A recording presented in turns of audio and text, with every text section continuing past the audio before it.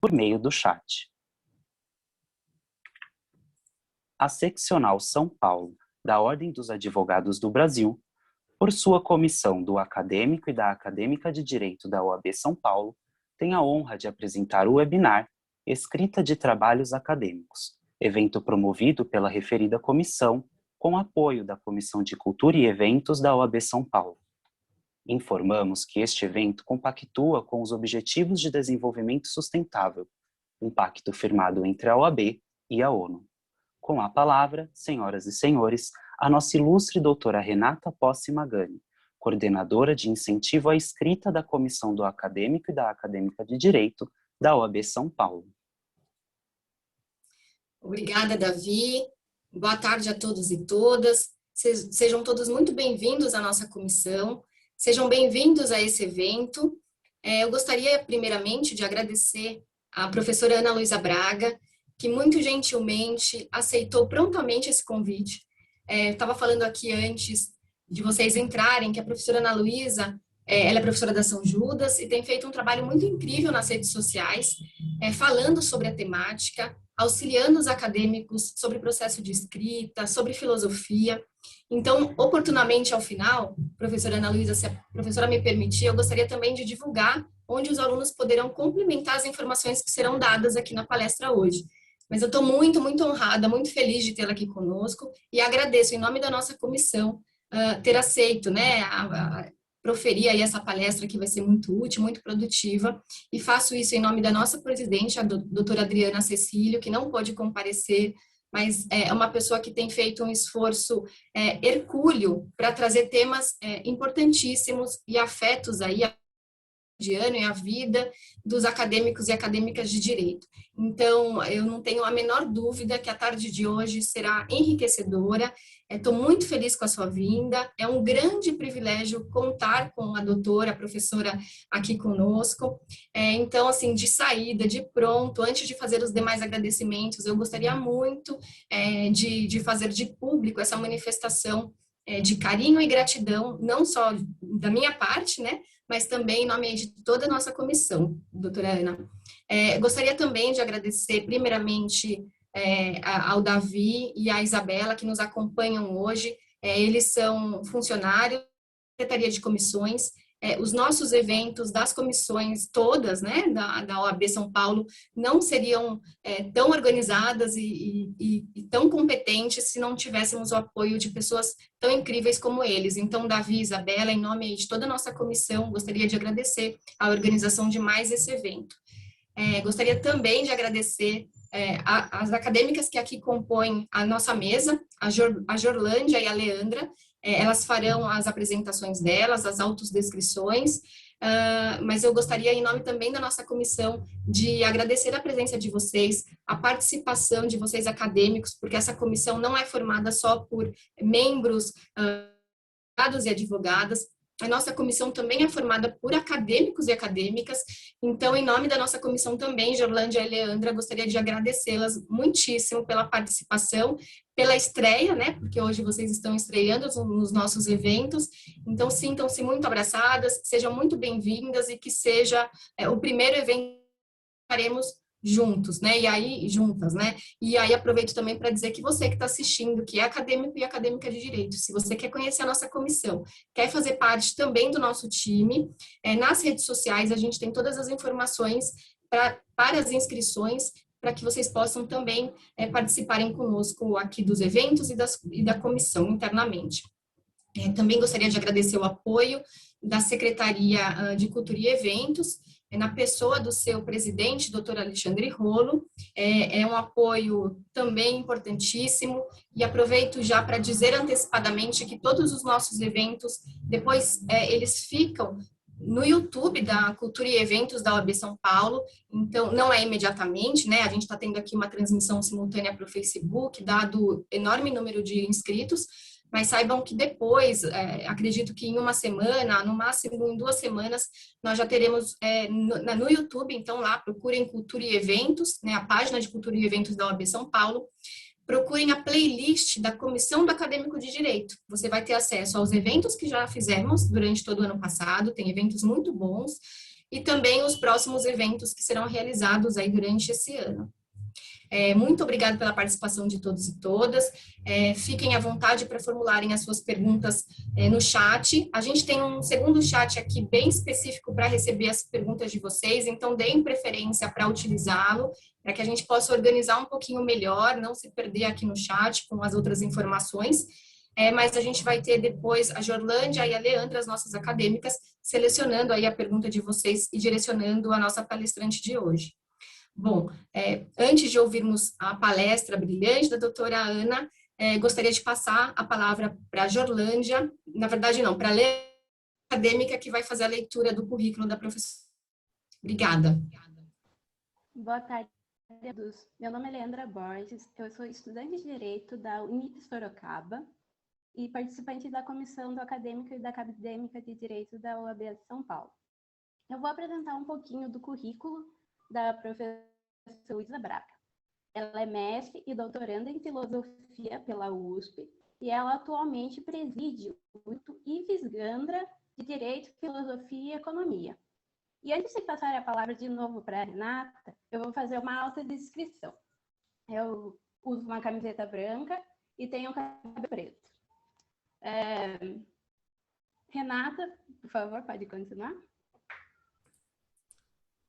Obrigada, Leandra. Obrigada pela leitura sintética do currículo da professora, que é muito maior que isso, mas a gente teve que fazer uma redução, até peço desculpas por isso, professora. E antes de passar a palavra para a Ana Luísa, eu também esqueci de fazer a minha autodescrição. Eu estou vestindo um vestido creme, estou maquiada, cabelo escuro, preto, com luzes. Tá? Essa autodescrição é importante, é um trabalho que a gente tem feito para a inclusão de deficientes visuais nas nossas palestras. Obrigada, viu, Leandra? Bom, agora sem maior delongas, eu passo a palavra à doutora Ana para falar para a gente na tarde de hoje sobre o tema de escrita de trabalhos acadêmicos. É com você, Ana, muito obrigada. Muito obrigada, doutora Renata, primeiro pelo convite, né? Eu fiquei extremamente feliz com esse convite para falar aqui com todos vocês, né? Através desse evento promovido pela Comissão do Acadêmico e da Acadêmica de Direito. Meu nome é Ana Luísa Braga, eu estou atualmente concluindo, né, terminando aí, escrevendo a minha tese de doutorado em Filosofia do Direito na Universidade de São Paulo. E então tudo que eu passarei aqui para vocês, na verdade, se trata de uma experiência pessoal, né? Eu costumo dizer que esse tema da escrita de trabalhos acadêmicos, para mim, não poderia ser o tema mais presente da minha vida no momento. Então, tudo que eu vou compartilhar com vocês é, sobretudo, uma experiência minha, são coisas que eu testei, que deram certo, outras que, enfim, posso compartilhar também aquilo que não deu certo. E a escrita de trabalhos acadêmicos, né? E eu estou muito feliz de ver tanta gente aqui interessada nisso. É um tema sobre o qual eu gosto muito de falar, precisamente porque eu sei que a escrita de trabalhos acadêmicos precisa ser uma coisa extremamente prazerosa, né? Embora a gente não precise romantizar, a gente tem que ter uma preocupação pragmática também. A doutora Renata sabe que em alguma medida a gente tem que ter um senso prático para falar sobre a escrita de trabalhos acadêmicos, para manusear isso no dia a dia, mas é um tema que também, a meu ver, é possível extrair muito prazer, muita beleza e muito autoconhecimento a partir da escrita de um trabalho acadêmico, né? Antes de começar a minha palestra, eu vou fazer minha autodescrição, que eu achei incrível essa iniciativa, né? Eu tenho o cabelo preto, liso, estou aqui de camisa branca e com um colar de bolas brancas. Estou maquiada levemente, né? Pessoal, então sobre a escrita de trabalhos acadêmicos, né? Eu vejo aqui muitos estudantes de direito. Eu sei que nós aqui estamos falando sobretudo para acadêmicos de direito, e estou vendo aqui algumas pessoas também que já estão formadas e estão escrevendo seus pré-projetos, né?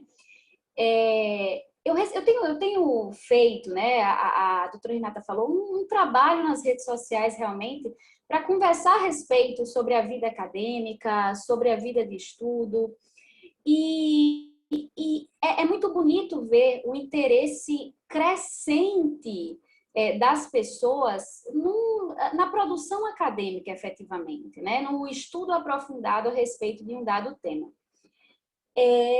Mas eu quero dividir a nossa fala aqui, a minha fala, em alguns grandes tópicos que eu acredito que podem auxiliar vocês e vão me ajudar também a organizar aqui esse nosso primeiro momento de conversa. Em primeiro lugar, eu vou falar sobre a escolha do tema.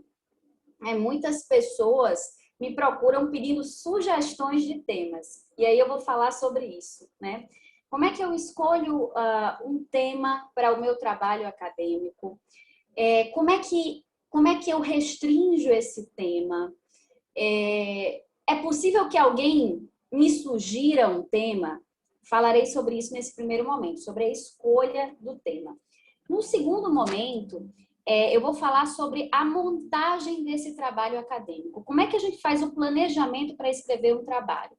Já vi pessoas aqui dizendo, olha, estou fazendo um TCC sobre tal tema, estou escrevendo aí um pré-projeto de mestrado sobre tal questão. Como é que a gente organiza um projeto, seja ele de artigo, seja ele de TCC, seja de projeto de mestrado, de doutorado? Falarei sobre isso também, sobre a montagem do tema. Em terceiro lugar, eu vou falar com vocês um pouquinho sobre a escolha dos livros e da bibliografia e sobre como aproveitar melhor a leitura dessas obras durante a escrita do nosso trabalho acadêmico. Nós sabemos que o trabalho, né, a função de alguém que é formado em direito é, sobretudo, de leitura. Então, a gente precisa tentar aprimorar essa capacidade de leitura. E vejam, a leitura para um trabalho acadêmico é uma leitura especial, né? Ela tem um caráter muito sui generis também. Então, eu também pretendo falar sobre isso. Falarei, por fim, também propriamente sobre a escrita de trabalhos acadêmicos, né? Então, vou falar também um pouco sobre as etapas da escrita. Essa escrita se faz toda de uma vez ou não? Quais são as fases desse processo? O que é que a gente pode esperar emocionalmente e psicologicamente do processo de escrita de um trabalho acadêmico? Como é que a gente lida com essas questões? Então, tudo isso é o que eu pretendo passar para vocês, né, nessa tarde de hoje. Fiquem muito à vontade para formular as perguntas que vocês quiserem. Depois eu responderei todas aquelas que eu puder. Primeiro, sobre a escolha do tema, né, pessoal? Então, a ideia aqui é que vocês saiam com um panorama completo sobre a escrita de trabalhos acadêmicos desde o seu começo. Escolha do tema. Como é que eu sei se esse tema para artigo, para o TCC, para um projeto de mestrado, doutorado, como é que eu sei se esse tema é para mim? O pessoal já está falando aí, bloqueio no processo de escrita. Vou falar sobre isso também, né? Mais para frente. Então, olha só, a gente escolhe um tema e eu sou muito favorável a isso, eu tenho batido muito nessa tecla com os meus alunos. Essa escolha do tema, ela precisa ter um duplo caráter, né? Em primeiro lugar, precisamos ser movidos autenticamente por nossa curiosidade. Eu acredito absolutamente nisso na escrita de um trabalho acadêmico. É por isso que sempre que alguém me diz assim, professora, estou no último ano do curso de Direito, por favor, me sugira um tema de trabalho. E eu digo, olha, mas é muito difícil para mim sugerir um tema para você, porque os temas que me interessam, que são fonte da minha curiosidade, provavelmente não são os mesmos que geram curiosidade em você, né? Então, o primeiro passo o que é que gera a minha curiosidade? E por incrível que pareça, o que eu percebo é que muitas pessoas não conseguem escolher um bom tema, um tema que lhes agrade, porque não sabem do que gostam, né? As pessoas, elas não conseguem mapear a sua curiosidade. E E nesse sentido, né, eu também bato muito nessa tecla.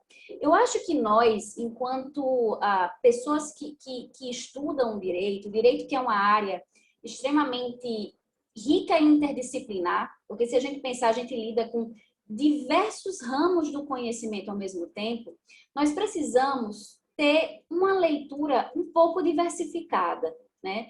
E nós precisamos ter tempo para cultivar essa curiosidade através desse processo de leitura. Então, o que eu recomendo muito a vocês, em primeiro lugar, procurem reservar. Eu sei que a gente tem, muitos de nós, rotinas muito atribuladas, né? Estagiamos ou trabalhamos, e eu tenho alunos que também fazem o curso de direito à noite, né? E sei que esse tempo ele é um tempo corrido para todo mundo. Mas eu sempre sugiro que você reserve no seu dia 15 minutinhos para ler algo que te agrade, algo que você tenha efetiva vontade de conhecer. E olha, não precisa ser algo necessariamente do direito, né? Não precisa ser um tema necessariamente jurídico. Às vezes você percebe que você tem uma inclinação natural, um desejo natural de compreender algum aspecto específico da história, ou que você tem interesse em estudar um pouco de psicologia, ou que seu interesse, de repente, né, é estudar, não sei, pode ser que seu interesse seja estudar questões relativas à maternidade, à jardinagem, pode ser qualquer tema. Mas eu sempre acho que é importante que a gente reserve aí 15 minutinhos do nosso tempo para ler uma coisa que satisfaça a nossa curiosidade. Isso vai aguçar em nós uma percepção, se estivermos atentos a isso, do nosso interesse pessoal. E vejam, quando a gente está muito conectado com aquilo que nos interessa, a gente acaba se conhecendo melhor também. A gente acaba sabendo quem é que eu sou, então, né? Quais são as coisas que despertam meu interesse. Isso é fundamental para um trabalho acadêmico, porque um trabalho acadêmico ele precisa nascer de uma questão que é uma questão autêntica, pessoal, sua. Então, nesse sentido, eu sempre acho muito bom que o estudante de direito tenha leituras diversificadas. E vejam, isso não precisa ser algo que você vai dedicar horas, você pode dedicar minutos do seu dia a isso, né? Eu falo muito sobre a importância das pausas, das pequenas pausas. Às vezes você tem 15 minutos depois do almoço e você pode se dedicar a uma leitura por curiosidade. Então, esse é um primeiro aspecto, eu acho importante a gente exercitar a curiosidade no geral. Falando especificamente em trabalhos acadêmicos, né, pessoal? Mais uma vez, todos nós aqui, quando estamos em sala de aula, nos deparamos aí com assuntos que são trazidos pelos professores, algo eu tenho certeza que chama mais a nossa atenção. Então, de repente, dentro da matéria de direito constitucional, pode ser que me chame a atenção especificamente um tema relacionado, por exemplo, à liberdade de expressão. Pode ser que seja um tema que me chama a atenção especificamente.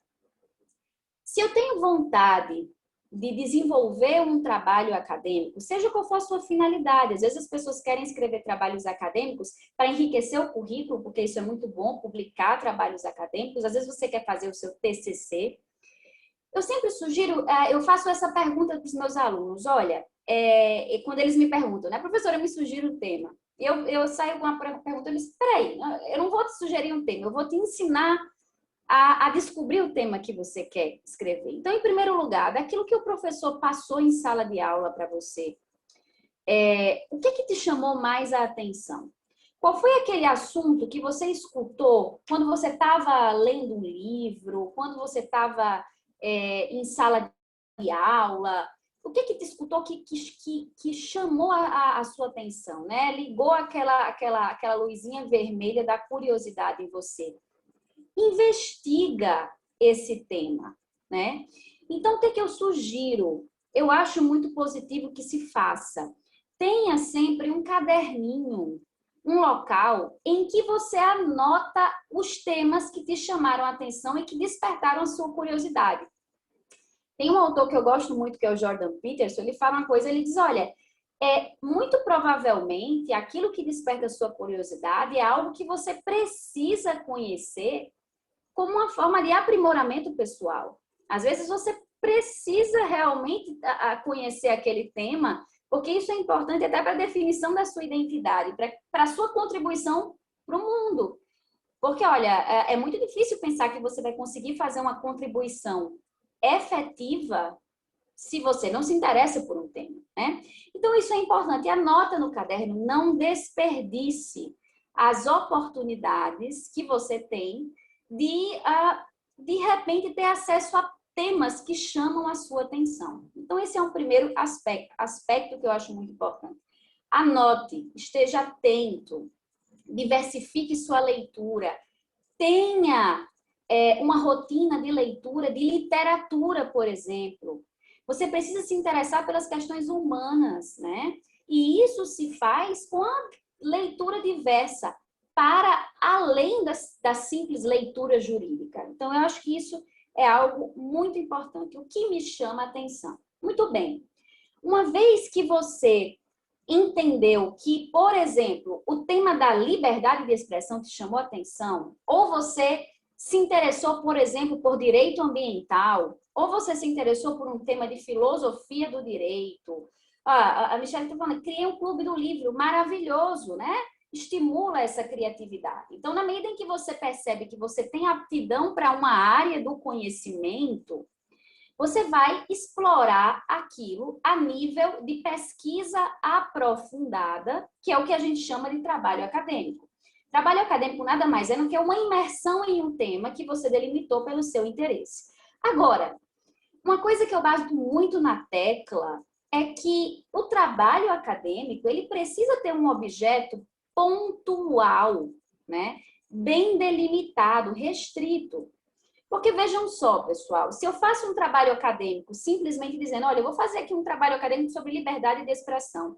Bem, vamos pensar comigo, né? Se você vai fazer um TCC, não sei, de 100 páginas, ou vai escrever um artigo de 15 páginas, abarcando a totalidade do tema da liberdade de expressão, vocês concordam comigo que esse tema, necessariamente, ele vai ser abordado de uma maneira muito superficial? Porque, olha, é um tema que tem uma história, né, secular.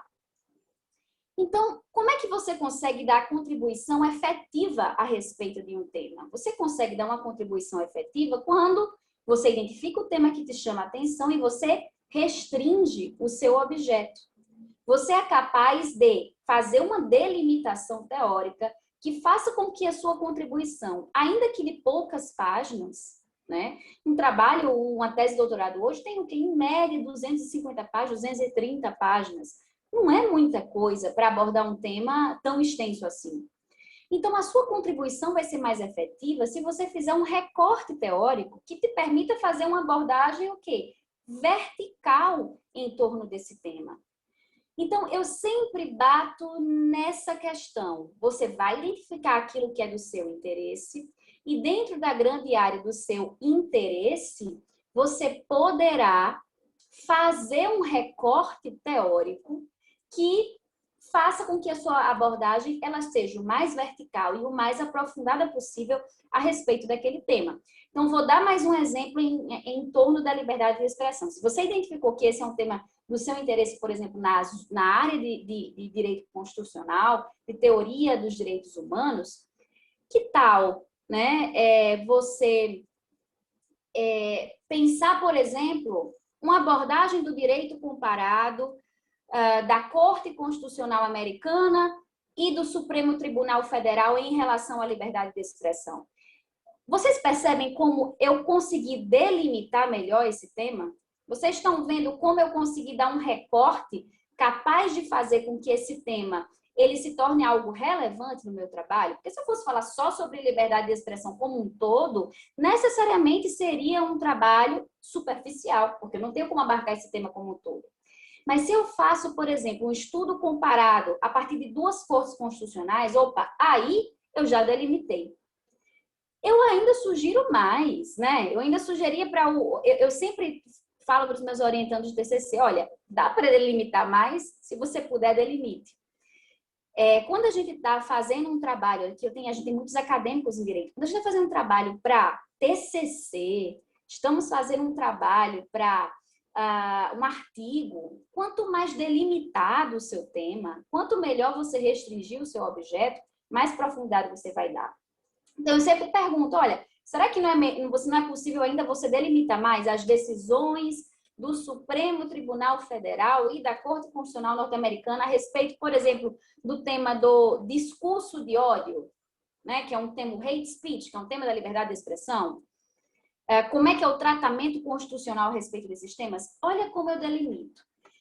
Pessoal, a gente que escreve trabalho acadêmico, né? Não sei se a Renata vai concordar comigo, às vezes a gente quer abraçar o mundo escrevendo trabalho acadêmico. É uma tendência natural, a gente quer saber de tudo e lidar com tudo sobre aquele assunto. Só que normalmente o nosso tempo é escasso, né? A gente tem um trabalho que comporta uma limitação teórica de tempo e nós precisamos efetivamente fazer um esforço para delimitar. Então, não se preocupem, esforço de delimitação não deixa o trabalho chato. Pelo contrário, né? Às vezes a gente vê, eu vou estudar só isso, é só esse tema. É esse tema, é isso mesmo.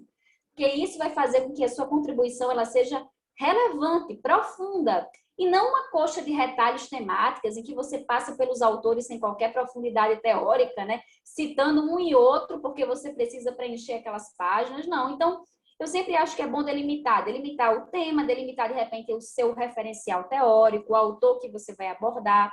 Tudo isso são coisas muito recomendáveis. Então, o seu tema ele não pode ser amplo demais, né? Quanto mais restrito a nível acadêmico, me parece que isso vai mudar também de acordo com o seu nível de escrita, né? Às vezes um trabalho de doutorado ele pode ser um pouco mais amplo do que um trabalho de TCC, ele pode ter um viés mais profundo. Então, isso tudo são exercícios para a escolha do tema. Então, até agora, o que eu falei, sejam movidos por sua curiosidade, identificou um tema do seu interesse, né? Não deixe passar a oportunidade de pesquisá-lo, anote, veja se aquilo te interessa, por quê. Às vezes é uma questão pessoal sua, você precisa estudar aquele assunto e delimite, né? Recorte o tema. Sempre tenha em mente também, eu acho que é algo muito positivo, lembrar que quando a gente faz um trabalho acadêmico, normalmente a gente faz em face de uma outra posição que já existe sobre aquele assunto. O meu orientador de doutorado, ele fala muito, olha, toda a escolha de um ponto de vista implica na escolha daquilo que a gente chama de inimigo teórico, né? Parece não é uma expressão muito simpática, inimigo teórico, né? Mas uma oposição teórica, né? Então, a gente sabe que sempre que a gente está escrevendo, no fim das contas, a gente está escrevendo contra uma corrente, né? De repente, aderindo a uma ideia que já foi posta ali a respeito daquele tema. Então, tenham em mente a ideia do inimigo teórico, da contraposição teórica ao seu tema. Eu acho que isso tudo é algo muito positivo na escolha do tema, né? Então, o que a gente tem aqui? Olha só. A gente não precisa tornar essa escolha absolutamente pragmática, né? Eu vou escolher aqui porque é o tema que meu orientador pesquisa, eu vou escolher aqui porque é o tema mais fácil. Eu garanto para você, é mais fácil você escrever sobre um tema que você tem interesse do que você escrever porque o tema é o tema mais fácil, né? Vai se tornar mais fácil se você se interessar por esse tema. Mas, ao mesmo tempo, seja pragmático. Não queira falar tudo sobre aquele tema, porque é natural. A gente não dá conta perfeitamente, né? Então, isso é importante. Em relação, pessoal, agora, né? Então, escolha do tema. Essas são as minhas recomendações gerais. Eu estou de olho aqui no tempo, porque a gente tem muita coisa para falar, né?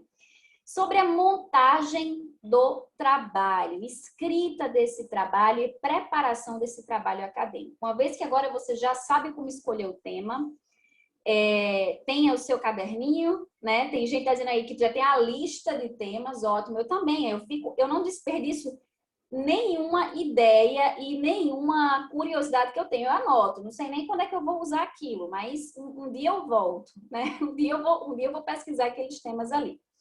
Então, agora vamos falar sobre a escrita do projeto, né? Especificamente sobre como é que eu monto a estrutura de um projeto de trabalho. Eu sempre recomendo, pessoal, que antes de escrever qualquer trabalho acadêmico, na verdade, se você vai escrever para um mestrado ou um doutorado ou um TCC, isso é algo que sempre vai ser pedido, você precisará de um projeto de pesquisa, né? O que é o projeto de pesquisa? Projeto de pesquisa é uma bússola para você ao longo da escrita do seu trabalho acadêmico. É um documento que você vai gerar antes de iniciar o seu trabalho acadêmico, mas que vai ser o seu guia, o seu mapa ao longo da escrita desse trabalho. Uma coisa que eu tenho percebido ao longo, né, dessa minha experiência, tanto docente como aluna, é que muitas pessoas negligenciam a importância do projeto. E eu costumo bater na tecla, olha, o mais importante de um trabalho acadêmico é o projeto. É aquilo que vai lhe dar mais trabalho, provavelmente é aquilo que você vai demorar mais tempo fazendo. É claro que quando a gente faz uma seleção para mestrado, doutorado, às vezes o nosso projeto ele não está pronto, redondo, e é por isso que os orientadores até aceitam o seu projeto, mas com a condição de que você o revise ao longo daquele processo, né? Por quê? Porque é difícil montar um projeto de pesquisa. O projeto de pesquisa, ele é algo muito curioso, por quê? Porque normalmente as pessoas enxergam o projeto de pesquisa como um ponto de partida, quando na verdade o projeto de pesquisa, né, embora ele seja um mapa, um ponto de partida, ele é um ponto de partida para a escrita. Mas a escrita, ela é praticamente a última etapa desse processo especificamente, né? Então isso significa que o projeto de pesquisa, na verdade, ele é um ponto de partida para a escrita, mas ele é, sobretudo, um ponto de chegada das suas pesquisas. Então, como é que a gente monta um bom projeto, né? Em primeiro lugar, o seu objeto de pesquisa, como eu falei sobre o tema, o seu objeto, ele precisa estar muito bem recortado, muito bem delimitado. Você precisa ter feito já o recorte teórico muito bem feito desse projeto, né? Algo que realmente seja um objeto pontual, que não dê brechas para as pessoas olharem para aquele tema e dizer, olha, isso aqui é mais do mesmo. Ou então essa pessoa está né, prometendo muito e não vai conseguir cumprir. Então, isso é algo importante. Seu objetivo precisa ser muito claro e bem definido. Como é que eu sei que o meu objetivo está claro e bem definido? Quando eu consigo expressá-lo em poucas palavras. Quando alguém me pergunta qual é o seu tema e você é capaz de expressá-lo em um parágrafo, né, de uma maneira fluida, aí você percebe que você chegou a um tema, a um objetivo muito bem recortado. E todo trabalho, né, ele sempre vai ter um objetivo específico. O seu objetivo, eu sempre recomendo, olha, pode ser a nível de artigo, a nível de TCC, pode ser um objetivo mais descritivo, né? Pode ser que você realmente queira levantar aquilo que a gente chama de estado da arte. O que é o estado da arte? Olha, é o levantamento bibliográfico daquilo que já foi pensado sobre aquele assunto. Isso pode ser um objetivo possível. Mas o seu objetivo também pode ser defender uma tese, né? E para defender uma tese, você não precisa estar necessariamente num doutorado. Você pode defender uma tese estando no mestrado, ou seja, defender uma posição. E essa posição, ela precisa estar expressa, né, no seu projeto de pesquisa. Eu não vou falar especificamente aqui sobre os pontos que a gente precisa ter dentro de um projeto de pesquisa. Por quê? Porque modelos de projeto de pesquisa vocês já encontram aos montes aí na internet. Eu quero falar muito sobre esse processo de clareza da escrita. Então, vejam, o objetivo precisa ser muito claro e muito bem definido, né? Definido. Será que eu consigo expressá-lo em poucas palavras? Isso é algo que você precisa se questionar. Se você não consegue explicar muito claramente para o seu orientador, para o seu colega sobre o que você está pesquisando e qual o seu objetivo, qual a finalidade do seu trabalho, você precisa revisá-lo, repensá-lo, para chegar a essa expressão clara do que você deseja fazer. Outra coisa que muita gente não sabe, e foi um erro que eu cometi, né? Foi um erro que eu cometi no começo do meu mestrado. Eu entrei no mestrado sem entender muito bem de pesquisa acadêmica. Então, quando eu cheguei lá, eu percebi que eu cheguei na qualificação, que é o momento em que a gente vai testar o nosso projeto, e eu vi que eu não tinha colocado nenhum tipo de conclusão já no meu projeto de pesquisa.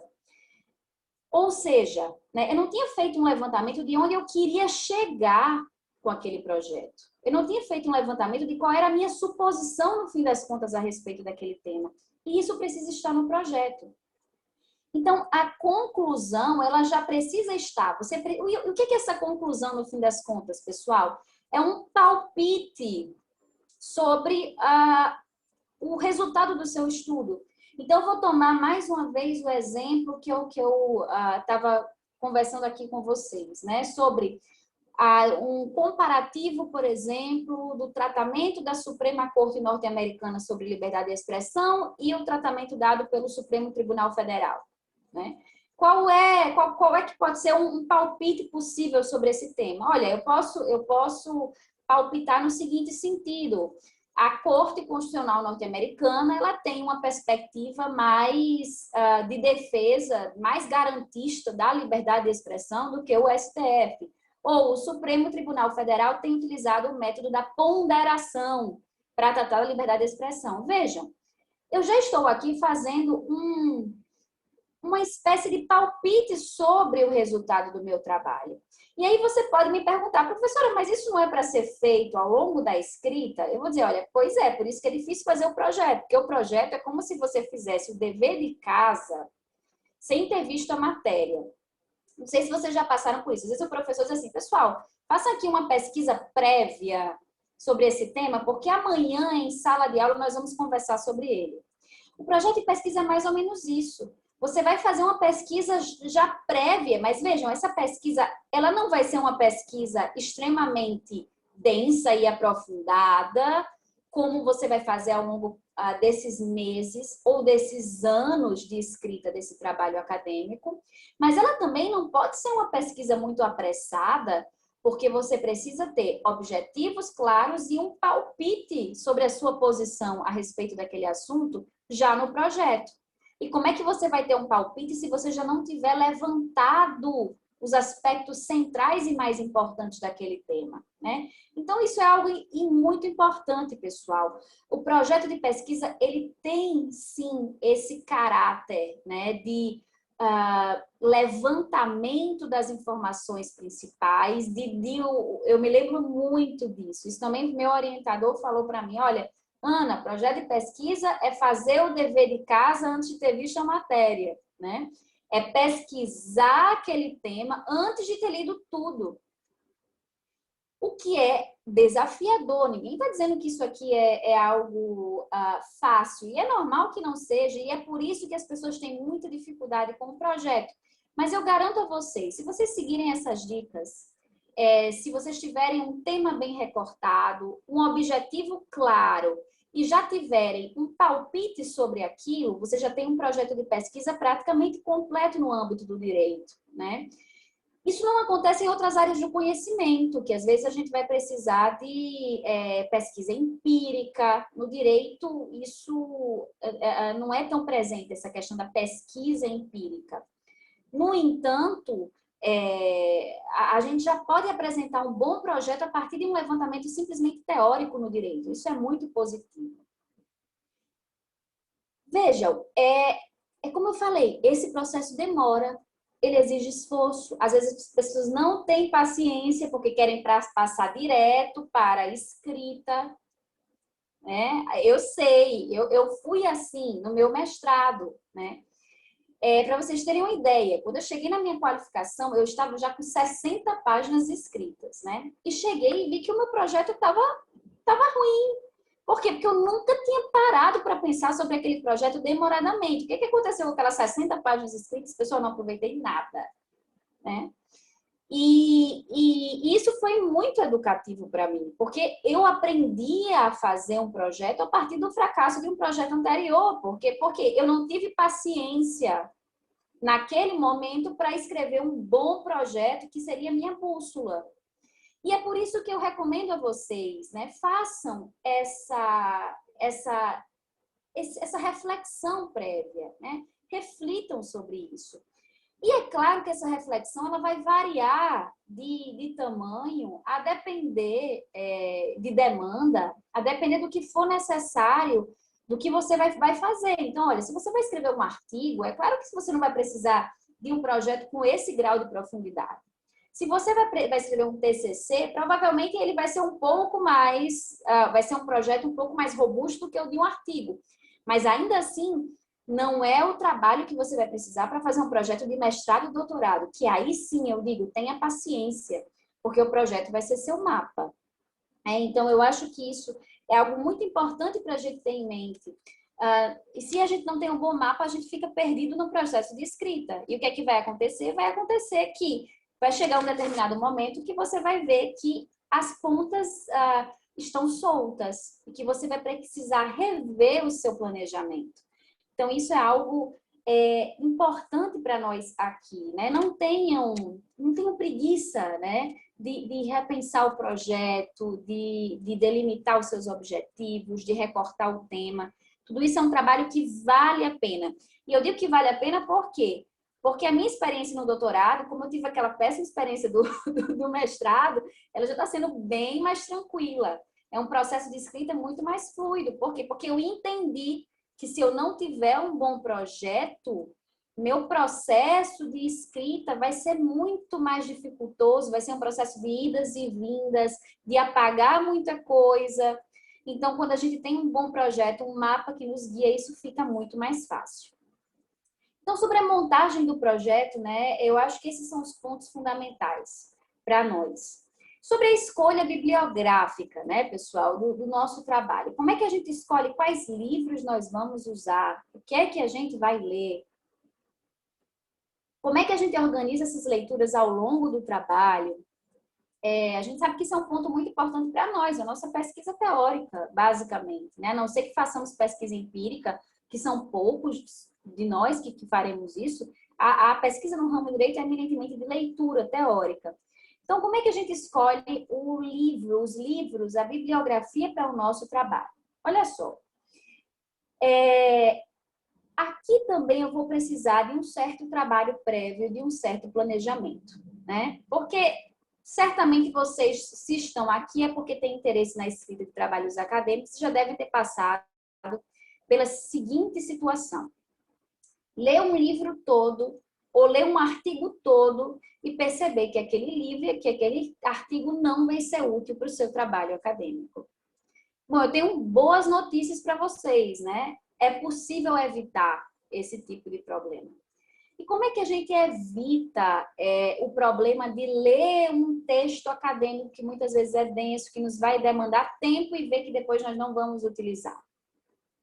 Através de uma coisinha que eu chamo, né, a partir de um livro de um autor chamado Mortimer Adler, o Adler tem um livro chamado Como Ler Livros, e ele explica que existe uma leitura chamada leitura inspecional. O que é leitura inspecional? Esse nome já está dizendo, leitura inspecional é uma leitura de inspeção. A leitura de inspeção é uma leitura de levantamento prévio das informações de um livro para ver se esse livro vai ser útil para a sua finalidade. Então, vejam, se eu não sei qual é a finalidade do meu trabalho acadêmico, qual é o meu palpite sobre aquele tema, uma observação aqui sobre aquilo que eu falei da conclusão no projeto de pesquisa. Você pode até chegar a uma conclusão diversa, tá? Daquela que você colocou no projeto. Pode ser que você chegue assim, olha, no meu artigo eu escrevi, pesquisei tudo, vi que não era aquilo que eu estava pensando. Ótimo! Você vai colocar, olha, meu palpite inicial era esse, depois eu percebi que, na verdade, cheguei a tal tese, né? O exercício de conclusão no projeto é um exercício muito mais reflexivo e de fechamento do projeto do que necessariamente ser aquela conclusão final, né, do seu trabalho. Mas, enfim, vejam. Você já tem um projeto que você sabe para onde vai, né? Nesse projeto, você já delineou, por exemplo, os tópicos e capítulos do seu trabalho. É um requisito normalmente dos projetos que você coloque tópicos que estarão no seu trabalho e um sumário prévio do seu trabalho acadêmico, né? Seja ele de TCC, de projeto. Agora você vai levantar aquela bibliografia que existe sobre aquele assunto. E como é que você vai chegar a essa bibliografia? Bom, você vai digitar ali nas bases de pesquisa da sua universidade, vai levantar um monte de artigo, vai na biblioteca digitar, né, nomes de títulos e temas que se relacionem com aquilo que você vai escrever, e você vai ter ali uma lista de livros. Você vai ler todos para o seu trabalho? Claro que não. Você vai fazer, antes de propriamente ler, um exercício que a gente chama de leitura inspecional. O que é leitura inspecional? É a verificação se aquele livro, aquele artigo, ele é adequado à sua finalidade. Então, você vai ler com muita tranquilidade o título, a contracapa, o sumário, o índice, as orelhas, o prefácio do livro. Até o prefácio, professora, é o prefácio, porque ele vai explicar o que vai ter naquele livro. E você vai ver se esse livro é útil à sua finalidade ou não.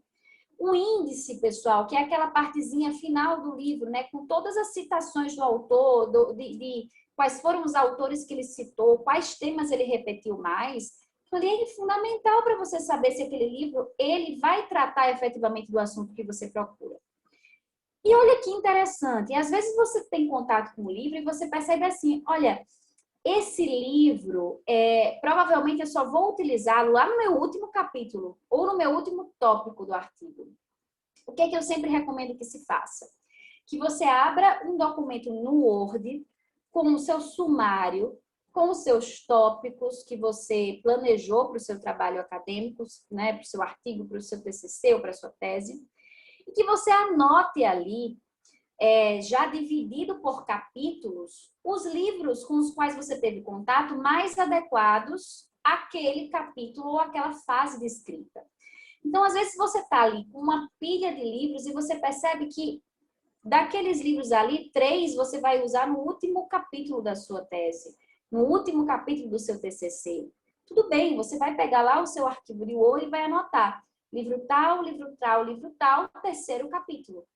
Porque quando você chegar àquele momento de escrita, você já vai ter toda uma lista bibliográfica que vai fazer com que aquilo seja muito mais simples na hora da escrita. Então, a leitura inspecional é basicamente a leitura desses elementos pré-textuais que vão te indicar se esse livro vai ser útil para a sua finalidade. Não deixem de lado esse exercício da leitura, porque ele vai te economizar muito tempo, né? Então, você vai ler os tópicos daquele trabalho, daquele livro, você vai ler o sumário, você vai ler o prefácio, o epílogo, né, a contracapa, e você vai ver se aquele livro é para você, para o seu trabalho. Se de repente não for, você não vai lê-lo. Se ele for, mas não for para aquele momento de escrita, for para um momento posterior, anota lá no documento de Word e você vai ter oportunidade de voltar a ele, né, ao longo da escrita do seu trabalho acadêmico. Muito bem. Propriamente agora, pessoal, que vocês já delimitaram quais são os livros que vão utilizar, a gente passa para uma fase, né, de leitura aprofundada desse livro para o processo de escrita. Existem pessoas que gostam de ler e escrever ao mesmo tempo. Eu faço isso, leio e escrevo. Outras pessoas preferem ler tudo antes de escrever. Eu, particularmente, acho que nós corremos um sério risco, falo isso pela minha experiência acadêmica, quando a gente deseja ler tudo antes de escrever. Por quê? Né? Porque a gente normalmente tem medo da escrita, certo? A gente fica inseguro para escrever. Então, quando a gente diz assim, eu só vou escrever quando eu tiver lido tudo, pessoal, vocês vão ter um mês para escrever. Vocês vão ter 15 dias para escrever, porque vocês vão estar desesperados, porque a gente naturalmente tende a postergar o momento da escrita. Então, o que é que eu sugiro? Vai lendo e vai escrevendo, né? No entanto, como é que a gente lê esses livros que foram delimitados, esses livros que nós já escolhemos? Bom, a gente sempre vai ler um livro através, né, dos olhos do nosso problema teórico.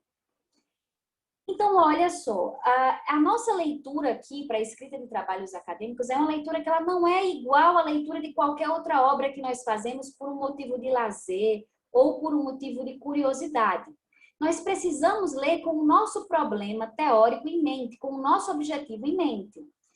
Então, leia com o problema em mente, né? Se seu objetivo, por exemplo, ele não é encontrado no capítulo 5 daquele livro que você está lendo, não faz o menor sentido você ler aquele livro todo.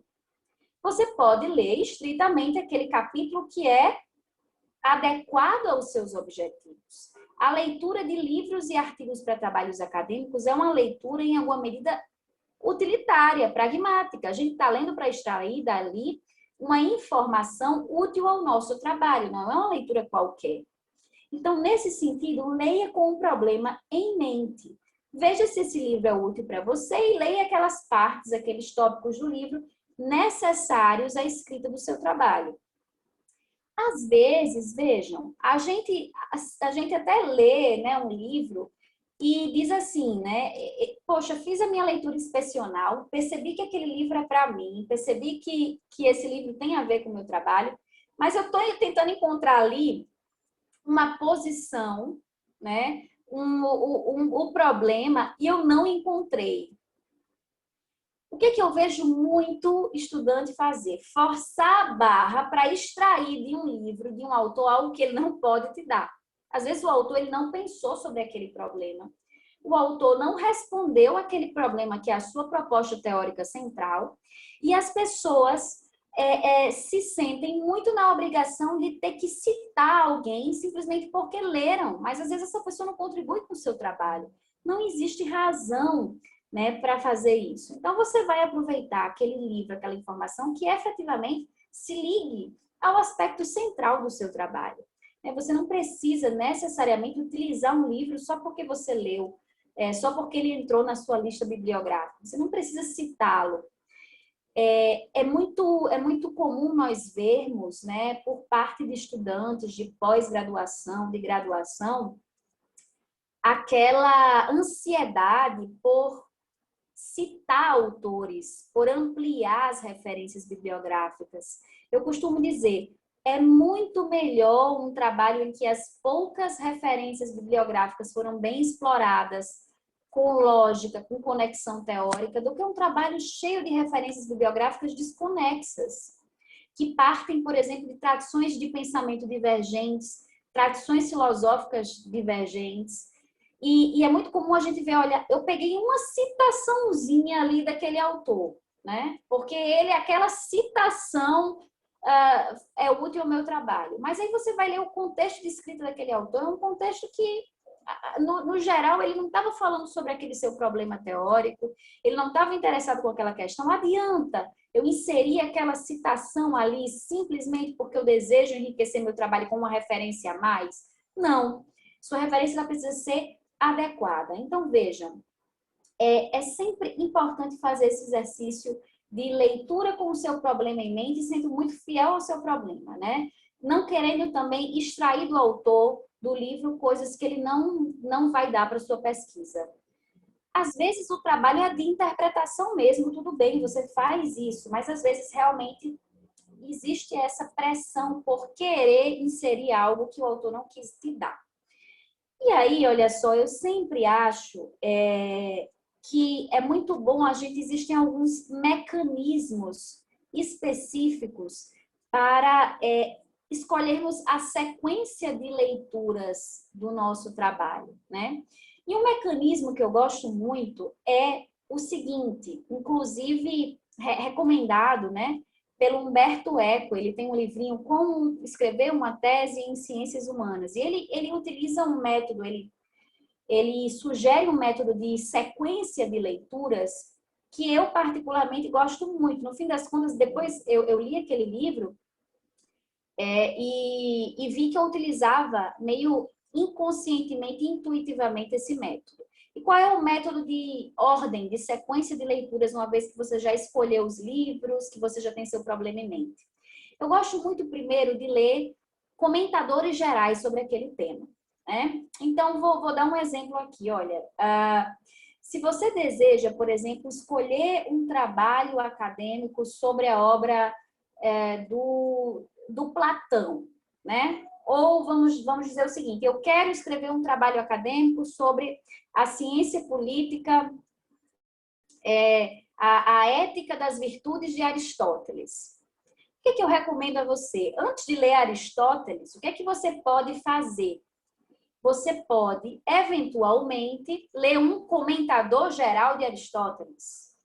Então, você vai pegar, né, um autor que, por exemplo, vai dizer o seguinte, explicar quem era Aristóteles no contexto histórico específico, explicar quem era Platão naquele contexto específico, né? Se eu quero falar sobre a política em Platão, ou quero falar sobre ética das virtudes em Aristóteles, eu vou direto ler esses autores? Você pode fazer isso, mas quando a gente está escrevendo um trabalho acadêmico, normalmente a gente tem menos tempo, então você vai, primeiro, eu recomendo ler um comentador geral que vai te situar. Então, esse comentador geral vai dizer, por exemplo, em quais livros de Aristóteles você vai encontrar aquelas temáticas mais importantes para o seu trabalho. Você vai ver um comentador dizendo quais são as diversas interpretações possíveis para aqueles livros do Aristóteles. Muito bem. Me situei na obra de Aristóteles. Entendi o que é que ele... quais são os livros de Aristóteles que eu preciso ler. Entendi quais são as temáticas e, historicamente, o tempo em que ele está situado. Aí eu vou pegar o meu autor central, né? Ou puxando o tema lá da liberdade de expressão. Bom, eu quero escrever um trabalho sobre liberdade de expressão, análise comparativa da Suprema Corte Norte-Americana e do Supremo Tribunal Federal. O que é que eu posso fazer? Em primeiro lugar, ler um comentador geral sobre o tema da liberdade de expressão, que vai me mapear, de modo geral, os aspectos mais relevantes sobre aquele tema. Em segundo lugar, eu vou ler autores mais específicos, autores que vão comentar especificamente a liberdade de expressão nos Estados Unidos, a liberdade de expressão no Brasil. Depois eu posso retomar para um comentador geral, para mapear novamente aquele tema e depois ler um comentador específico que restrinja. Esse movimento de ler comentadores gerais, autores centrais, né? Ler comentadores mais simples e o autor original, central da sua obra, esse movimento ele é muito bom para que você não vá direto nos cânons, né? Que você não vá direto naqueles autores mais difíceis sem saber nem lê-lo, né? Então, se você vai fazer um trabalho sobre Aristóteles e você não consegue nem mapear ali dentro quais são os temas relevantes para Aristóteles, é porque você talvez precise de uma introdução. E não tem problema nenhum nisso. Lê a introdução, lê o autor central. Lê a introdução, lê aquele comentador mais denso, mais específico. Eu gosto muito desse movimento, né? Então, nós já falamos aqui, pessoal, sobre a escolha do tema, montagem de projeto, né? Escolha e organização da bibliografia, leitura de livros. E eu quero falar agora, né, já me encaminhando aqui para a última parte da minha fala sobre a escrita propriamente dos trabalhos acadêmicos. Esse processo de escrita, que eu sei que é um processo muito difícil para muita gente, e eu falo também por experiência de causa, porque um processo de escrita, ele sempre envolve, às vezes, muita insegurança pessoal. A gente não sabe se aquilo que a gente está colocando ali realmente, né, é algo que tem relevância, a gente fica inseguro. Então, eu quero falar sobre esse processo de escrita, né? Em primeiro lugar, é muito comum que se recomende no Brasil que os trabalhos acadêmicos eles sejam escritos em terceira pessoa, né? A gente escuta essa recomendação geral. Não necessariamente precisa ser assim, né? Você vai conversar com seu orientador sobre isso, com alguém que esteja te acompanhando, um professor.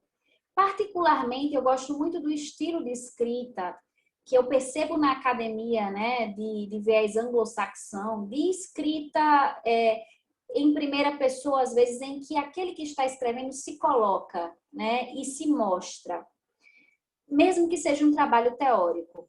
Então, eu particularmente gosto do estilo em que a gente fala, olha, eu defenderei, né, tal aspecto, a conclusão a que chego, a mim, né, me parece isso é possível, né? É uma recomendação ortodoxa? Não, vão ter orientadores que vão dizer, olha, não escreve em terceira pessoa, tudo bem, você vai conversar com o seu orientador. O que eu estou falando é que eu gosto desse estilo de escrita, acho isso elegante.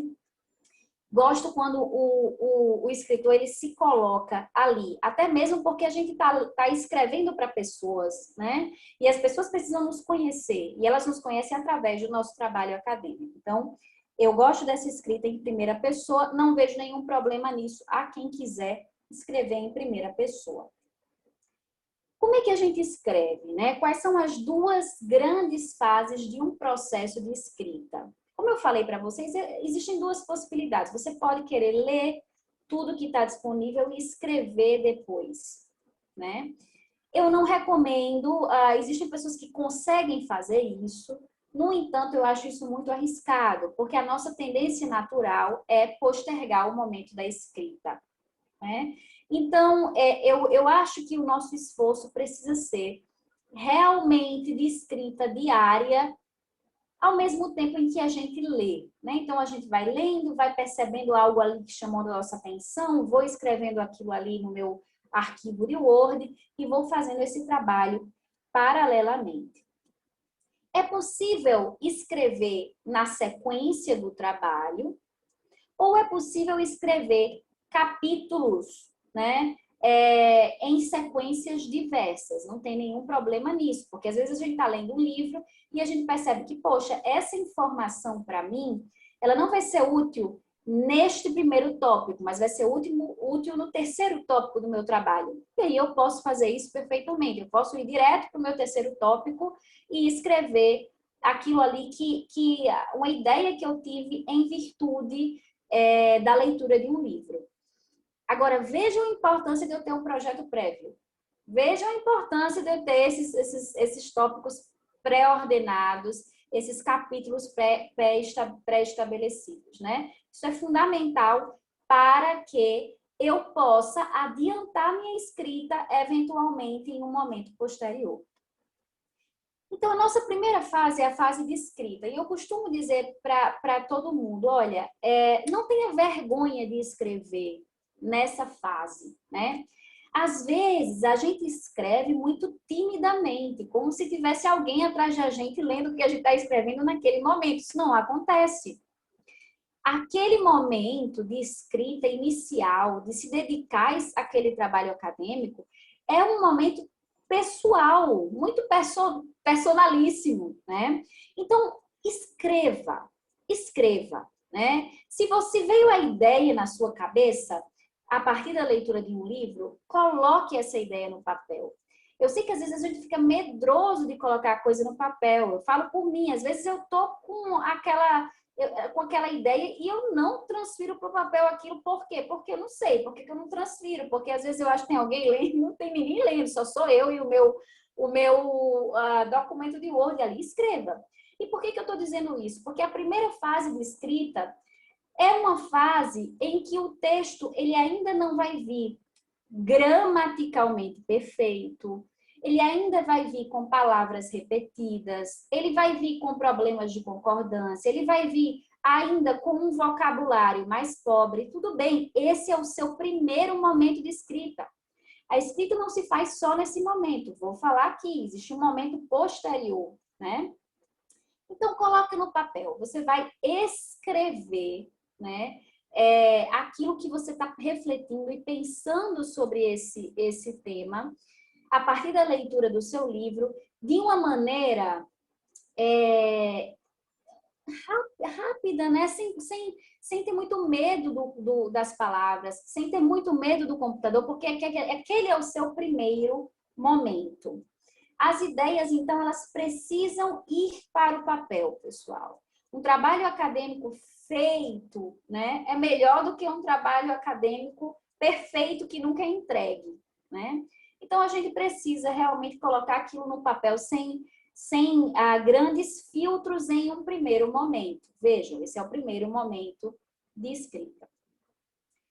Então, eu vou lá escrevendo. O que é que eu sugiro que se faça? Se você tem o seu roteiro, se você tem a estrutura do seu trabalho, você vai lendo e vai escrevendo as ideias conforme elas forem aparecendo e conforme elas sigam aquela trilha que já foi prevista no seu mapa, que é o seu projeto de pesquisa.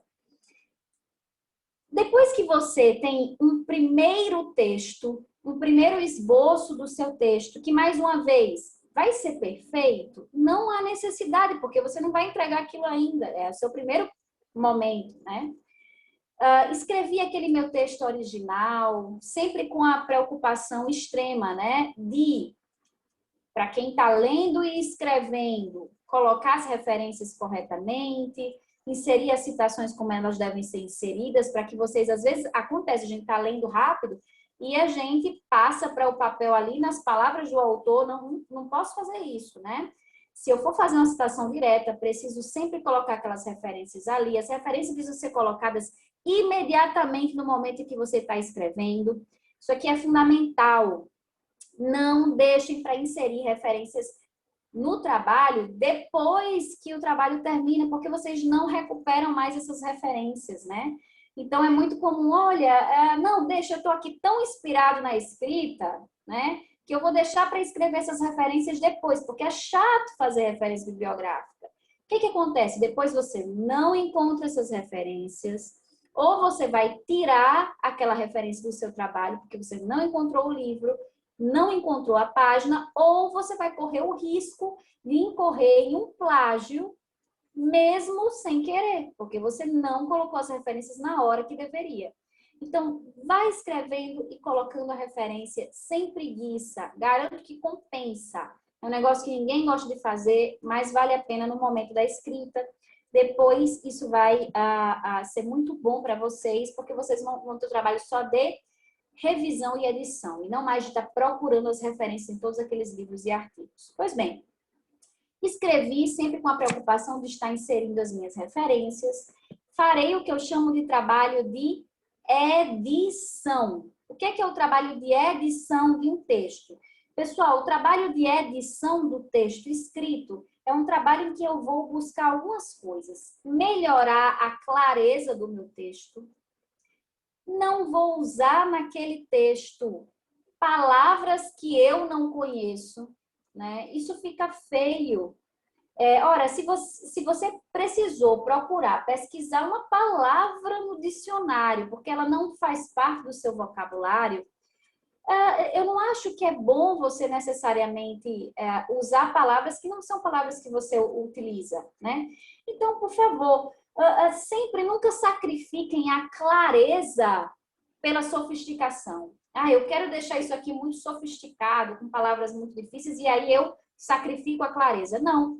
Nesse trabalho de edição, você vai tentar melhorar a clareza do seu texto, lembrar, menos é mais, né? Então, tira os advérbios excessivos, tira os adjetivos excessivos, tira tudo aquilo que dificulta a clareza do seu trabalho. Você vai, nesse trabalho de edição, melhorar a sonoridade do seu texto. Então, às vezes, você lê aquela frase e vê que ela não está bem colocada. Lê ela em voz alta, vê como é que você pode escrevê-la melhor. Veja, segunda etapa do processo de escrita. É por isso que eu digo, a primeira etapa é de um texto mais longo, um texto mais sujo, um texto gramaticalmente imperfeito. Na segunda etapa, eu vou fazer isso. Melhorar a clareza, melhorar a sonoridade, ajustar a ordem dos meus parágrafos. Às vezes eu percebo que o parágrafo deveria ir em um momento posterior ou anterior. Faço isso no momento de edição do meu trabalho. Retiro tudo que for desnecessário para a defesa do do meu ponto, né? Se aquela informação ali tá demais, ela não me leva ao meu objetivo, por que ela precisa estar ali? Ela está dificultando para o leitor, você pode tirar. Uma coisa importante é evitar, né, aquelas introduções históricas que não agregam. Às vezes a gente tem muito vício, né? Muitos alunos de graduação. Introduções históricas, eu vou falar lá do Código de Hammurabi, né? Para explicar o direito tributário. Não precisa falar do Código de Hammurabi, vai lá para o seu tema. Às vezes essa introdução histórica imensa, ela não agrega para o leitor, ela está fazendo volume. E vejam, volume de trabalho não é bom, porque as pessoas têm pouco tempo para leitura, pessoal. Então, assim, para o professor é mais animador quando a gente vê um trabalho mais sintético para ler, né? Então, eu acho que isso é algo importante. E depois dessa fase de edição, que é a fase em que você vai tornar o seu trabalho limpo, vai ver como é que você melhora essa escrita, vai melhorar a sonoridade, vai revisar a concordância, né? Depois desse trabalho, dessa fase de escrita, edição, você vai passar para uma parte de revisão fina. Aí a revisão fina é a revisão propriamente do português, né? É a revisão de ver se não passou nenhuma referência. Essa é a terceira etapa do trabalho. Vejam, esse processo de escrita, ele passou por 3 etapas. Então, não tenha medo de escrever bastante nessa primeira etapa. Não tenha medo de colocar suas ideias no papel. O Jordan Peterson, ele tem um guia de escrita de trabalho acadêmico que ele diz o seguinte: normalmente, um bom trabalho, ele perde até 25% do seu tamanho original na fase de edição e revisão, né? Então, assim, isso é importante, né? Não percam a oportunidade de escrever bastante e depois cortar, né? Agora, escrever conscientemente, escrever a partir de um projeto, de um mapa. E, por fim, já para encerrar aqui, né? Falar a verdade, né? Falar a verdade no seu trabalho.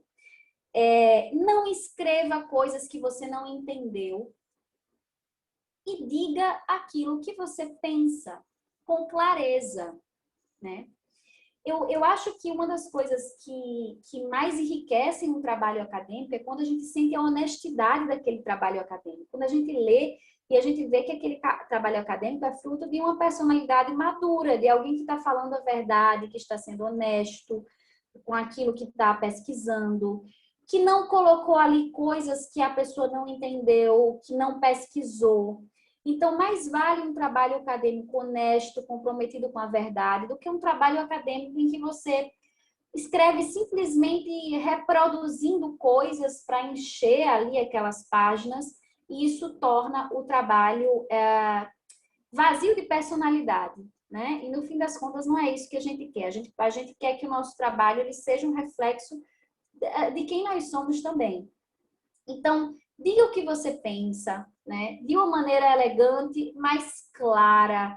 E acreditem, as pessoas normalmente vão entender aquilo que você pensa. Às vezes a gente tem medo de dizer o que pensa, de assumir uma posição no trabalho, com medo que as pessoas não compreendam. Na verdade, não é assim. Normalmente é o contrário. Quando nós somos muito honestos no nosso trabalho, as pessoas conseguem compreender exatamente aquilo que a gente está tentando fazer ali, né? Então, essas são as minhas recomendações gerais, enfim, era o que eu queria conversar com vocês sobre esse tema da escrita de trabalhos acadêmicos. É claro que esse é um tema sem fim, como eu falei, eu adoro falar sobre isso, enfim, teríamos muito mais para conversar aqui, mas eu realmente espero que esse panorama geral ajude muito a vocês, porque, como eu falei, são experiências muito práticas e muito pessoais que eu compartilhei aqui com vocês, tá? Então, muito obrigada, pessoal, por terem estado aqui comigo, né, nessa tarde. Ana, obrigada, muitíssimo obrigada pela sua palestra. Eu acho que a movimentação do chat, eu não sei se você está tendo a oportunidade de ler o que os nossos acadêmicos estão escrevendo, eles já dizem por si, né, de como a sua palestra edificante, produtiva, esclarecedora. Eu gostaria de ressaltar que nós, como pesquisadoras, eu também estou fazendo doutorado hoje, né? Sou doutoranda. Como a gente, às vezes, pela dificuldade, como você trouxe, né, os seus testemunhos próprios, pela nossa própria dificuldade e erros, a gente acaba criando mecanismos depois, lá na frente, às vezes até muito tardiamente, para resolver coisas que seriam muito simples se a gente tivesse tido a oportunidade de te ouvir, né? O que a gente está fazendo hoje aqui, dividindo com o que a professora está fazendo, né? Dividindo e de uma forma tão didática, né? Porque é isso que também está muito claro aqui no comentário dos alunos. Há muitas palestras e há muitos livros sobre o tema, mas às vezes eles ficam muito distantes da realidade prática e da necessidade prática dos alunos. E é isso que ficou interessantíssimo na sua fala, porque você traz uma experiência prática e você didatiza, né? De uma forma com um enfoque muito objetivo, né? Então os alunos se sentiram, acho que, muito acolhidos nesse processo que é muito difícil mesmo de escrever. Foram muitas perguntas, Ana. Eu, assim, não sei, eu sei que a gente está com o tempo super estourado, mas eu não queria deixar de fazer algumas perguntas. E a gente selecionou algumas que a gente entendeu que dá para você complementar e algumas outras vão ficar a gente acredita que também já foi falado durante a sua fala, até posteriormente as perguntas que foram feitas. Então, aqueles alunos que de repente as perguntas não forem lidas, a gente espera que vocês não se sintam chateados ou preteridos, tá? É uma questão só de mesmo organização de tempo. E eu gostaria mais uma vez de agradecê-la muito, dizer que, assim, gostaria muito que a professora também, eu sei que tem muitas tarefas, muitas coisas a fazer, mas como tem muita coisa a ser falada também, eu gostaria muito de convidá-la para eventos futuros, doutora Ana, para uma parceria. Eu gosto muito de ouvi-la também sobre virtudes intelectuais, então eu acho que também é algo que subjaz aí ao processo de escrita acadêmica, mas de como levar uma vida intelectual, as virtudes, né, de ordem, paciência, constância. Então, também gostaria de antecipar um convite para a doutora, se quiser e puder, retornar aqui conosco também dessa temática. E, enfim, eu sei que o tempo aqui é escasso, a gente teria muita coisa para falar.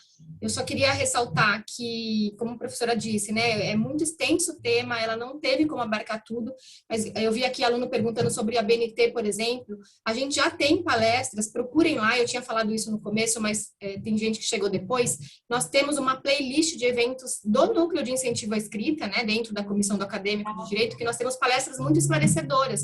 Então, temos uma lá, por exemplo, para falar sobre normas da ABNT. Veio um professor da Universidade Federal de Pernambuco, por exemplo. Então, não deixem de olhar lá no YouTube da Comissão de Cultura e Eventos da OAB São Paulo, procurem a playlist de eventos realizados pela comissão e vejam lá, porque vale a pena ter uma complementação de tudo que a professora Ana falou e certamente auxiliará aí no processo de escrita de vocês, seja qual for o interesse, desde uma monografia, um artigo TCC ou mesmo uma dissertação ou tese de doutorado. Tá? Então, assim, sem tomar mais o tempo, gostaria muito de agradecer, foi incrível. Eu já passo imediatamente a palavra, então, para a nossa acadêmica Jorlândia, que vai pela primeira vez se apresentar e fazer algumas perguntas.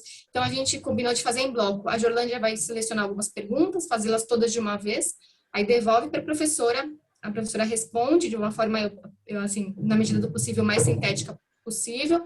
Depois a Leandra faz mais um último bloco de perguntas e a gente finaliza com as suas respostas, tá bom?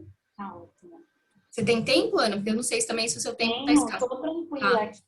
Então tá bom. Acho que a gente em 15 minutos mata aí esses 2 blocos de perguntas. Tá? Eu acredito. Vamos lá. Obrigada, Jorlândia, com você. Boa tarde a todos e a todas. Me chamo Jorlândia, sou acadêmica de Direito da Faculdade Anhanguera de Indaiatuba. Gostaria primeiramente de agradecer essa oportunidade de estar aqui, mediando um evento tão importante como esse, né?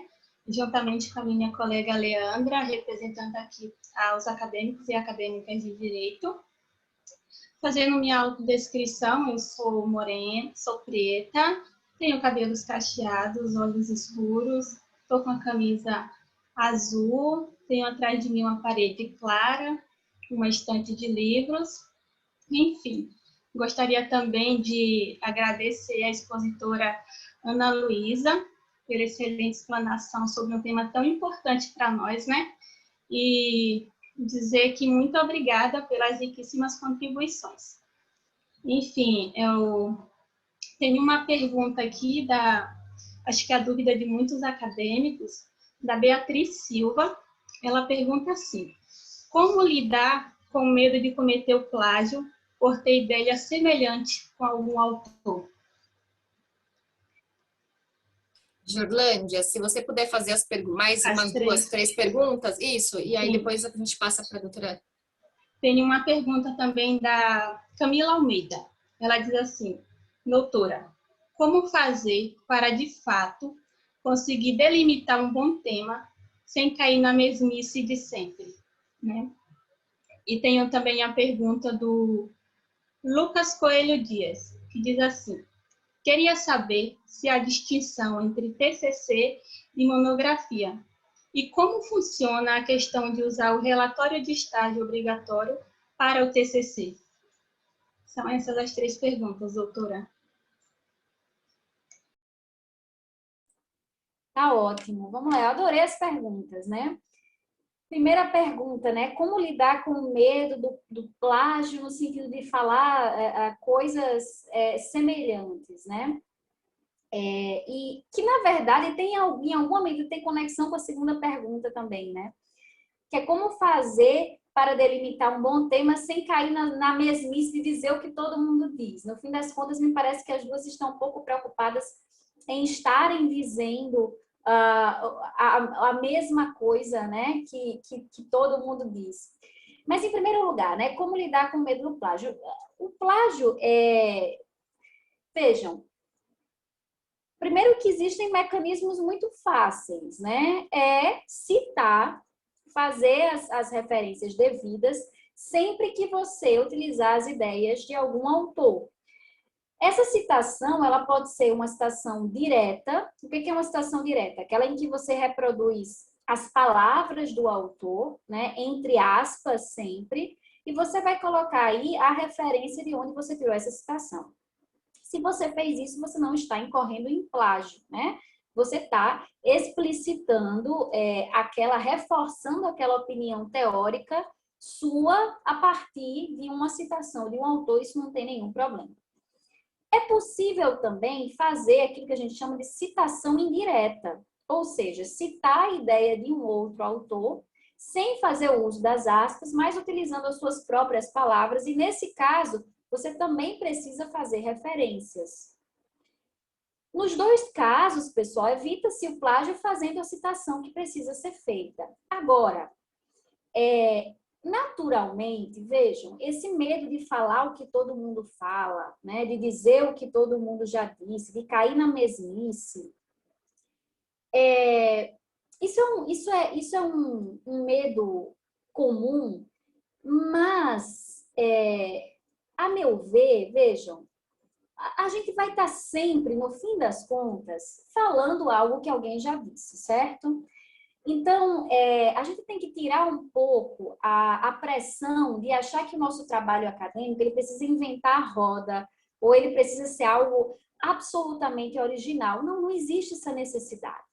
Eu digo isso porque vou dar um exemplo, né, do meu doutorado. Olha, eu estou estudando um autor extremamente denso e ele está toda hora fazendo referências a uma tradição filosófica anterior a ele, né? Tem uma frase de um filósofo chamado Alfred Whitehead que ele diz, olha, toda filosofia ocidental é uma nota de rodapé a Platão.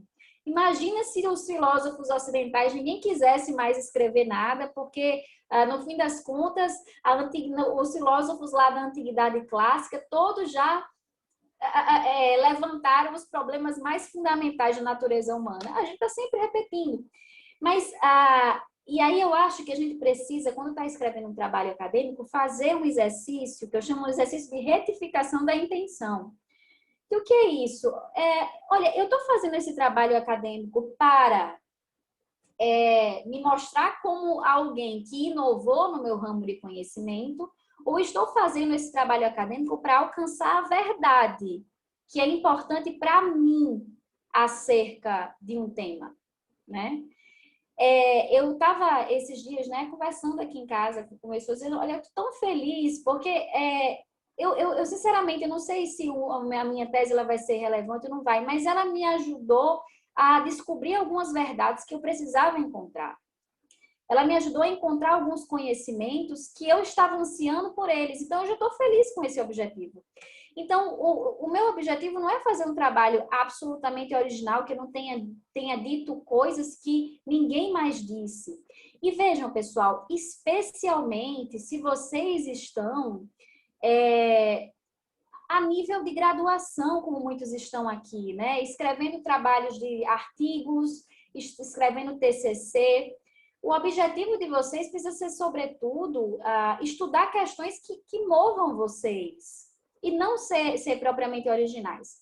O requisito da originalidade, do ineditismo, ele é muito próprio de uma espécie específica de trabalho acadêmico, que são as teses de doutorado. E aí você precisa ter alguma contribuição relevante. Mas vejam, mesmo com uma tese de doutorado, a gente diz, que tipo de contribuição inovadora é essa? Às vezes, olha, não é você levantar uma tese que ninguém nunca levantou, mas às vezes é você trazer uma interpretação de um autor que outra pessoa não teve. Às vezes é você encontrar uma conexão teórica dentro da obra de um autor que outras pessoas de repente não encontraram. Mas, mais uma vez, é trazer um tema, uma solução inovadora, uma proposta legislativa. Não necessariamente. Você pode inovar de diversas formas. Inovar fazendo uma interpretação, inovar trazendo à tona, às vezes, um autor que pouca gente estudou, um referencial teórico novo. Isso já é uma contribuição muito significativa. Mas, sobretudo, esse trabalho precisa ser algo que faça com que você busque algo que seja uma inquietação real. E quando a gente tem essa retidão de intenção, aí a gente para de se preocupar se o nosso trabalho ele é mais do mesmo ou não, né? E, então, olha, no caso do plágio, citar sempre. No caso de delimitar um bom tema, eu diria, preocupe-se com o rigor metodológico e teórico, porque se você já entregar um trabalho metodologicamente alinhado, rico, rigoroso, já é uma baita contribuição. Porque, vejam, talvez a Renata concorde comigo, porque ela também é professora de graduação, a gente vê muitos alunos que ficam muito inquietos com isso. Ai, será que eu estou escrevendo algo realmente inovador? E eu diria, olha, provavelmente não, mas se você entregar um trabalho muito bem feito, com um referencial teórico muito bom, uma boa metodologia, maravilhoso, você cumpriu sua função, porque isso é o mais difícil às vezes. Entregar um trabalho com a metodologia correta, com começo, meio e fim, com objetivos claros. Às vezes essa ânsia por inovar faz com que a gente não tenha objetivos claros, né? Então isso é algo importante. A pergunta sobre o que é que diferencia o TCC e a monografia, né? E aí tem uma segunda pergunta sobre a questão do estágio, que eu não sei se eu vou saber responder, porque talvez seja uma questão mais, não sei, burocrática, né? Como aproveitar os relatórios de estágio, eu acho, não lembro bem qual era a segunda pergunta, mas qual é a diferença que eu enxergo entre TCC e monografia? Bom, TCC é um gênero, né? TCC é um gênero de trabalho de conclusão de curso. Muitas faculdades hoje, elas estão recebendo artigos científicos como TCC e outras exigem que a monografia, né, seja o formato desse TCC. Então, o TCC é um trabalho de conclusão de curso que pode ser uma monografia ou um artigo científico. Qual a diferença entre monografia e artigo científico? A monografia, normalmente, ela tem um caráter mais denso e mais longo do que um artigo científico, e ela tem um tema, às vezes, de uma abrangência um pouquinho maior do que a do artigo. O artigo, às vezes, ele tem um tema mais delimitado, né? Uma extensão menor. As revistas acadêmicas hoje no Brasil publicam artigos, em média, com 20, 25 páginas. Uma monografia, ela pode ter aí cerca, né, de 80, 100 páginas. Então, ela é um estudo um pouco mais denso, mais aprofundado. É um trabalho acadêmico com seus requisitos próprios. O artigo é um pouco mais sintético. Mas ambos são espécies, a meu ver, do gênero trabalho de conclusão de curso, né, que é o TCC. Agora, sobre a segunda pergunta do estágio, eu também não sei se alguém, enfim, se a Renata saberia, eu não sei se eu tenho como ajudar. Eu acho que a pergunta deve ter um enfoque bem interno que o aluno estuda. Não tem problema, professora. Depois, qualquer coisa, a gente vai direcionar as suas redes sociais e, eventualmente, se o aluno quiser esclarecer melhor, ele te escreve no direct lá do Instagram. Tá ótimo. Obrigada. Leandra, por favor, muito obrigada.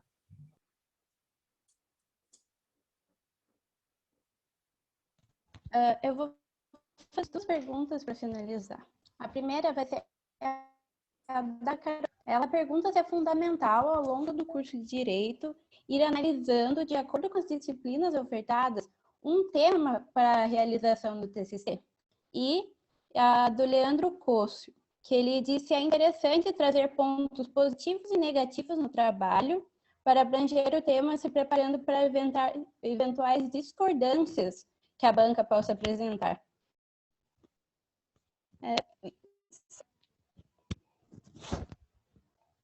O microfone. Eu não sei se eu peguei a primeira pergunta, Leandra. Ficou baixinho o seu microfone. A segunda eu peguei. Só a primeira que eu acho que não peguei. Eu vou repetir, então. Tá. É fundamental, ao longo do curso de Direito, ir analisando, de acordo com as disciplinas, um tema já para o trabalho de TCC. Ok, ótimo. Então, vamos lá, né? Primeira coisa, fundamental, sim, porque ao longo das disciplinas, ainda que seja uma disciplina lá do primeiro semestre, você vai ter acesso a temas que irão te inquietar e que podem ser os temas do seu TCC. Então, eu acho muito recomendável que vocês estejam muito atentos àquilo que desperta o seu interesse desde o começo do curso. Como eu falei, anota, tem um caderninho de anotações. E às vezes, vejam, às vezes aquele tema não é o tema do seu TCC, mas pode ser o tema de um artigo que você escreve ao longo do curso. Então, isso é muito positivo, porque me parece que o exercício de escrita de artigo acadêmico é algo que amadurece muito o aluno. Então, eu estimularia vocês fortemente a que escrevam artigos, né? Não apenas, não deixem, até porque, vejam, o artigo, ele é um treino para o TCC. O artigo pode se tornar uma monografia, ser expandido, né? Então, façam esse exercício de ir analisando ao longo das disciplinas aquilo que mais chama a atenção.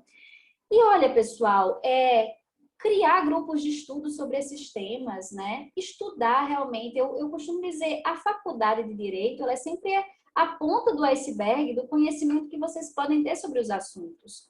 Os professores nas salas de aula estão sempre ali fazendo um exercício pedagógico de simplificação. Mas a gente nunca consegue abarcar tudo, seja porque a gente tem um calendário acadêmico restrito, tempo de aula restrito. Então, assim, sempre busquem mais, né? Mais do que a faculdade oferece. Eu acho que isso é essencial para a formação de vocês enquanto juristas, né?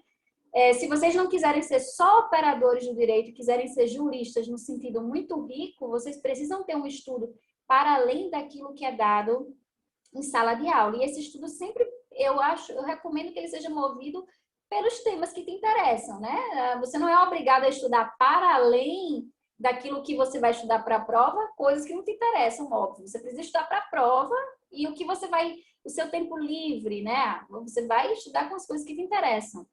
Então, isso é importante. A segunda pergunta, né, sobre levantar pontos positivos e negativos do trabalho. Já me parece que é uma pergunta a respeito da defesa desse trabalho perante uma banca, né? Eu diria que 2 coisas. Em primeiro lugar, eu gosto muito quando eu pego trabalhos acadêmicos e eu vejo que a pessoa que escreveu aquele trabalho teve a delicadeza e enfim, a honestidade intelectual de apresentar ali teses diversas da que ela apresenta e que já faz esse exercício de rebater essa tese ali naquele trabalho, né? Então, vamos imaginar alguém que diga o seguinte, olha, eu sou favorável ao entendimento, a linha que a Suprema Corte norte-americana vem seguindo em relação à liberdade de expressão. No entanto, existem né, tais e tais teóricos ou tais e tais doutrinadores apontam que existem tais e tais problemas nessa forma de defesa da liberdade de expressão. Esses doutrinadores, né, eles defendem isso por essas e tais razões. No entanto, eu sustento esse argumento por isso, por aquilo. O que eu estou fazendo aqui? Um exercício de honestidade intelectual, de dizer quem discorda comigo, já estou antecipando críticas e rebatendo. Isso é muito comum em textos de filosofia do direito. A gente está o tempo todo lendo textos assim. Os autores apresentam a contratese ao que eles estão dizendo e procuram desenvolver isso. Em relação à apresentação para a banca, essa análise dos pontos positivos e negativos do seu trabalho, dos contra-argumentos, se você não fez isso no trabalho, que é algo muito bom e recomendável, façam isso como preparação para a banca, né? Então, você vai ler seu trabalho, você vai ler quais são os pontos fracos deles, você vai se preparar para a sua banca dessa forma. Ou então, também, o que você pode fazer é já antecipar os argumentos da banca e ir com essa lista já em um papel anotada para que você saiba como responder essas objeções futuras ao seu trabalho, né? Mas sempre lembrando que a banca, ela é um momento de aprendizado, né? Ela é um ponto de partida. Um trabalho, a gente fala muito, né? Um trabalho ele não é concluído, ele é entregue.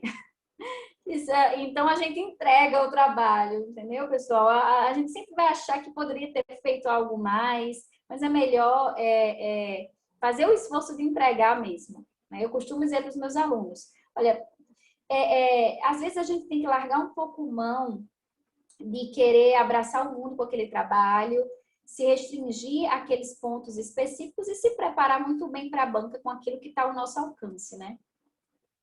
Então, eu acho que é isso. Não sei se ajudou, né, as respostas àqueles que fizeram as perguntas. Sem a menor dúvida, Ana, foi muito bom novamente, super assertivo, esclarecedor. Eu concordo em muitos pontos aqui da fala da professora Ana, queria compartilhar com vocês, que é essa preocupação demasiada que os alunos têm, sobretudo nos trabalhos de conclusão de curso, com agradar a banca, né? Então, eu vejo muito isso. Professora, a gente já pode antecipar quem vai ser a minha banca para adotar posicionamentos que não vão agredir a posição de um ou outro professor? E, na verdade, o trabalho acadêmico, ele não é algo para agradar ninguém, né? Seja a sua banca. O trabalho de pesquisa é uma fonte para outros trabalhos, né? O que você produz hoje é uma fonte de pesquisa daquele tema para futuros pesquisadores. E eu acho que não tem nada melhor para um autor que escreve algo e depois é confrontado, não a pessoa, porque também se confunde muito, né? Que a crítica é direcionada à pessoa e não ao que ela escreveu, né? O objeto da pesquisa ou do trabalho que foi desenvolvido. Eu acho incrível quando a gente tem a oportunidade de ser confrontados nos nossos argumentos, nas nossas conclusões. A gente não escreve pesquisa para depois ter elogios somente. É claro que é muito bom que alguém leia e goste, né, e ache que fez muito sentido o que a gente escreveu, pesquisou.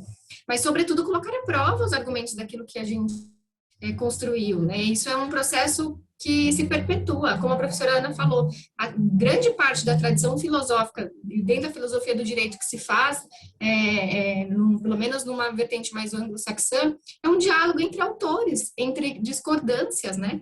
Então, isso vai gerando uma elaboração maior, melhor, mais bem refletida sobre os temas. Então, a gente tem que perder um pouco esse medo de agradar ou de que a nossa posição tem que ser igual àquela do professor que nos orienta ou da banca que a gente vai apresentar. Isso não é fazer trabalho de pesquisa, né? Então, assumam essa posição de protagonismo frente ao objeto de pesquisa de vocês.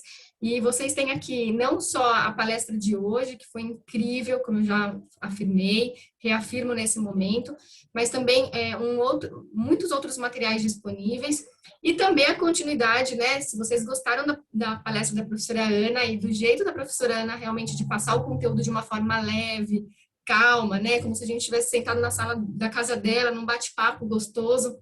Eu acho esse jeito dela muito incrível. Se posso dividir as suas redes sociais, ela nem pediu autorização, né?